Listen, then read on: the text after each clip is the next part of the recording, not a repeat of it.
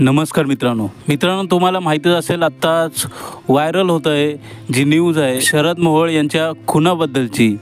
तर ती न्यूज खूपच व्हायरल होत आहे आणि यांच्याबद्दलच आपल्याला एक थोडक्यात माहिती आजच्या या व्हिडिओमध्ये आपल्याला जाणून घ्यायची आहे। कारण हे गँगस्टर होण्यापूर्वी यांना पैलवानकीची आवड होती आणि ही पैलवानकीची आवड ही गँगस्टरमध्ये कशी रूपांतर झाली आणि यानंतर त्यांनी कोणकोणते गुन्हे केले आणि कशा प्रकारची यांची कारकीर्द आहे हे सगळं आपल्याला या व्हिडिओमध्ये जाणून घ्यायचं आहे। तर नक्कीच या व्हिडिओमध्ये शेवटपर्यंत राहा ही विनंती। तर मित्रांनो, कुख्यात गुंड शरद मोहोळ याच्या हत्या प्रकरणाने संपूर्ण पुणे हादरलं आहे। पुण्यातील कोथरूड परिसरात ही घटना घडली। धक्कादायक म्हणजे शरद मोहोळ सोबत साहिल उर्फ मुन्ना पोळेकर याने मोहोळवर 3 गोळ्या झाडून त्याची हत्या केली। या घटनेनंतर मोहोळला तत्काळ सह्याद्री रुग्णालयात नेण्यात आले। तिथे उपचारादरम्यान त्याचा मृत्यू झाला। या प्रकरणी पोलिसांनी मास्टरमाइंडसह 8 जणांना अटक केली आहे। मित्रांनो,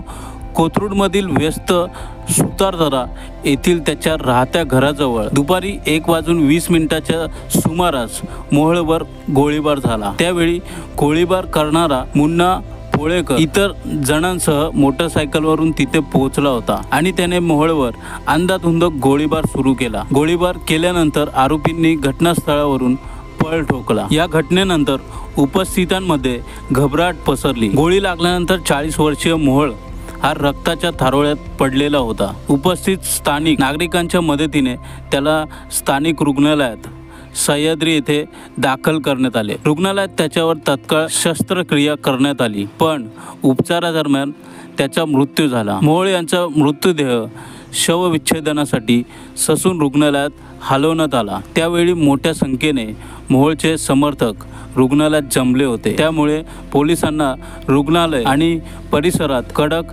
बंदोबस्त ठेवावा लागला। शरद मोहोळ यांच्या पत्नी म्हणजे स्वाती मोहोळ यांनी एप्रिल 2023 मध्ये सत्ताधारी भारतीय जनता पक्षात प्रवेश केला होता। मोहोळ दाम्पत्य शहरातील विविध सार्वजनिक कार्यक्रमांमध्ये नियमितपणे दिसत होते। मोहोळ यांच्यावर शहरातील विविध पोलीस ठाण्यात डझनाहून अधिक गंभीर गुन्हे दाखल होते। त्याने 9 वर्ष तुरुंगात घालवली, काही प्रकरणांमध्ये जामीन मिळवला आणि एकेकाळी त्याला पुणे जिल्ह्यातून हद्दपारही करण्यात आले होते। शरद मोहोळ हा कुख्यात माफिया संदीप मोहोळचा सख्खा चुलत भाऊ। त्याची ऑक्टोबर 2007 मध्ये पुण्यातील रस्त्यावर गोळ्या झाडून हत्या करण्यात आली होती। गणेश मारणे टोळीने ही हत्या केली होती। शरद हा संदीपचा ड्रायव्हर म्हणून काम करत होता। जेव्हा संदीपची हत्या झाली तेव्हा शरद हा गाडी चालवत होता। तेव्हा शरदने मारणे टोळीला संपवणार असल्याची शपथ घेतली होती। त्यानंतर